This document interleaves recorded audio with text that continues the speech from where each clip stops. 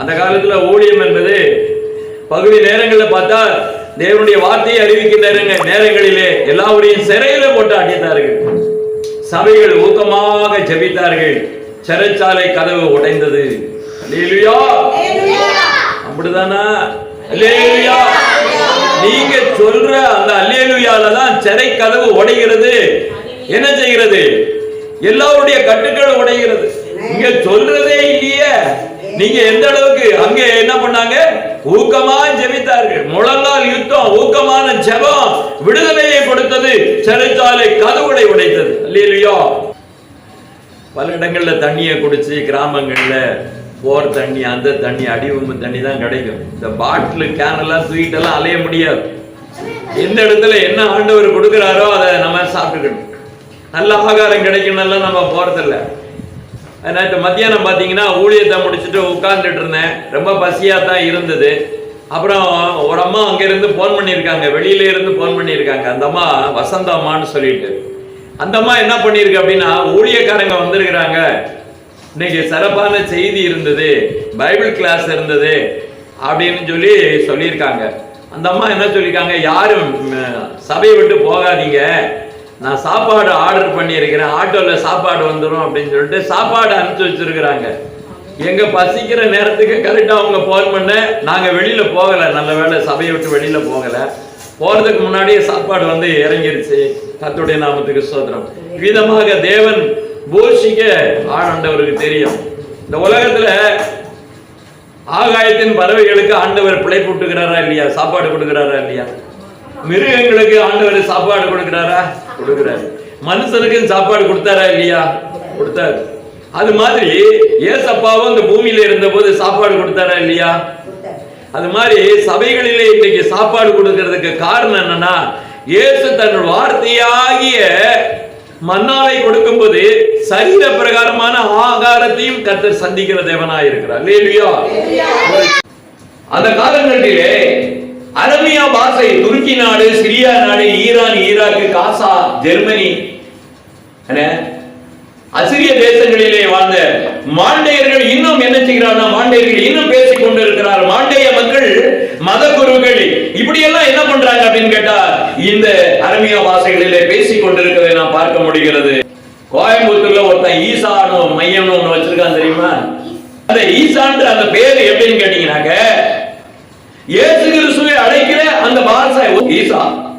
இது வந்து எப்படின்னு பாத்தீங்கன்னாக்க, சிரியாவுடைய கிறிஸ்டின் பேசக்கூடிய ஈஸ்டர் கிழக்கு தேசத்தில் இருக்கக்கூடிய சிரியா மக்களுடைய பாஷையில இயேசு கிறிஸ்துவை அழைக்கிற பேரு. இன்னைக்கு இந்த பைபிளும் தெரியல, ஒண்ணும் தெரியல. இத பத்தி இந்த பேரை கேள்விப்பட்டதும் இல்ல. இத பத்தி இந்த பேரை நீ வைக்கப்படாதுன்னு சொல்லி எவனாவது கேஸ் பட்டானா? எவனாவது எதிர்ப்பு தெரிவிச்சானா? இன்னைக்கு அந்த பேரை வைக்கிறதுனாலதான் உலகம் முழுவதும் லட்சக்கணக்கான கோடி ரூபாய் அவனுக்கு பணம் கிடைச்சி அவன் அமெரிக்கால வச்சிருக்கிறான். பணத்தையும் எல்லாத்தையும் செட்டில் ஆயிட்டு இருக்கான். யார் பேரை சொல்லி? இயேசுன்ற பேரை சொல்லி. இயேசுன்ற வார்த்தை யார் பேசிக் கொண்டிருக்கிறா? கிழக்கு தேசத்தில் இருக்கக்கூடிய சிரியா மக்கள், கிறிஸ்தவர்கள் பேசுகிற அந்த இயேசுவை அழைக்கிற அந்த வார்த்தை தான் ஈசா என்கிற ஒரு வார்த்தை. அந்த வார்த்தையை பயன்படுத்தி உலகம் முழுவதும் ஏமாத்தி கிறிஸ்தவர்களுடைய பணம் பறிக்கிறான். யார் அப்படின்னா, இந்த கோயம்புத்தூர்ல இருக்கிறவன். ஏதாவது புரியுது? ஆண்டவர் சொல்கிறாரு, என் நாமத்தினாலே வருவாங்க அப்படின்னு சொன்னாரு. இதெல்லாம் யாராவது சொல்லியிருக்காங்களா உங்களுக்கு? ஆனா இன்னைக்கு நம்ம தமிழ்ல தான் அழகா என்ன சொல்கிறோம் அப்படின்னா, ஈசு என்று சொல்கிறான். என்ன பண்றாங்க? ஈசு அப்படின்னு சொல்றான். ஒரிஜினல் இயேசு கிறிஸ்துவின் பெயரை ஒழுங்கா உச்சரிக்கிறது எப்படின்னு கேட்டீங்கன்னா, ஈசு. முஸ்லிம்கள் எல்லாம் சொல்லுவாங்க ஈசா நபி என்று சொல்வாங்க. ஈசு, ஈசா நபி என்று சொல்வார்கள். ஈசு என்கிற ஒரு வார்த்தை தான் அரமியா பதார்த்தம், எபிரேய பதார்த்தம், எல்லா வார்த்தைகளிலுமே அந்த பேர் தான். நீங்க சொல்லுங்க, நிறைய காரியங்களை சொல்லுங்க. இயேசு கிறிஸ்துவின் பேர் இயேசுன்றது அது வந்து என்னன்னா, தமிழுடைய இலக்கண இலக்கியங்களிலே ஈன்னு போடாம என்ன பண்ணுவாங்க, ஈயனா போட்டு ஏயனா போட்டு சூ போடுவாங்க. புரியுதுங்களா உங்களுக்கு? இது இலக்கண இலக்கியங்களில் எழுதப்பட்டு வருகிற ஒரு மாற்றங்கள். ஆனா நம்ம என்ன சொல்லணும்? ஈசு. எங்க அப்பா பேர் என்னங்க சொல்லுங்க? அப்பா பேர் என்ன? ஈசு. ஈசு.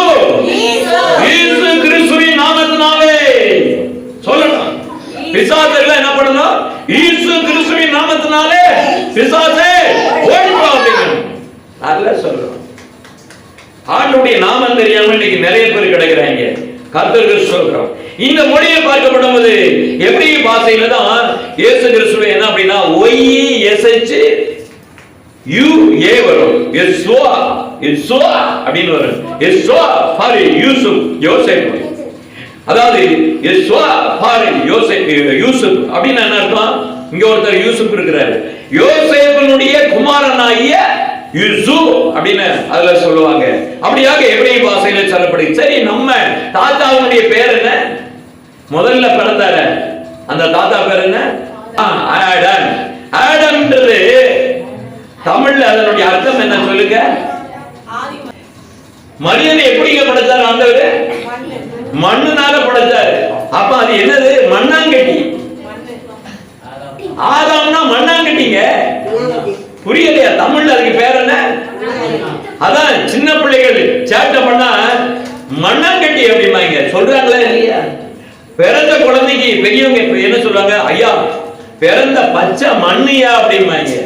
அவங்களுக்கெல்லாம் அந்த அறிவு ஆற்றல் இருக்குது, புத்தி இருக்குது, நிறைய படிச்சிருக்கான் பாருங்க. அவங்களுக்கு ஒண்ணுமே புரியாது.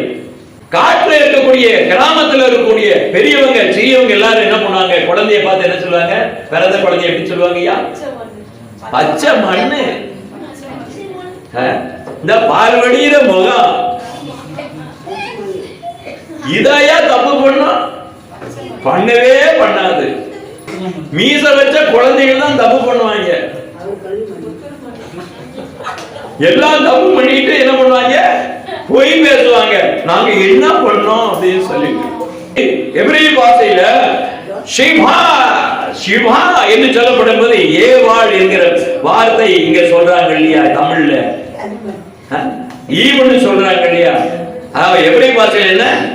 ஷாவா ஷாவா என்று சொல்லப்பட்ட அந்த மொழியினுடைய அந்த வார்த்தையினுடைய சென்ஸ், அதனுடைய அழைப்பு, உச்சரிப்பு, அதனுடைய காரியத்தை நீங்க பாத்தீங்கன்னா அது என்ன மொழியை காட்டுகிறதுனா அரமியா பாஷையை காண்பிக்கிறது. அல்லேலூயா. இப்படியாக நம்மளுடைய பாட்டி தாத்தாவுடைய காரியங்களை நீங்கள் புரிந்து கொள்ளாமல் நீங்கள் வளர்ந்திருக்கிறீர்கள் என்றால் அப்படிப்பட்ட வளர்ப்பு மிக சிறந்த வளர்ப்பு. அப்படிதானே?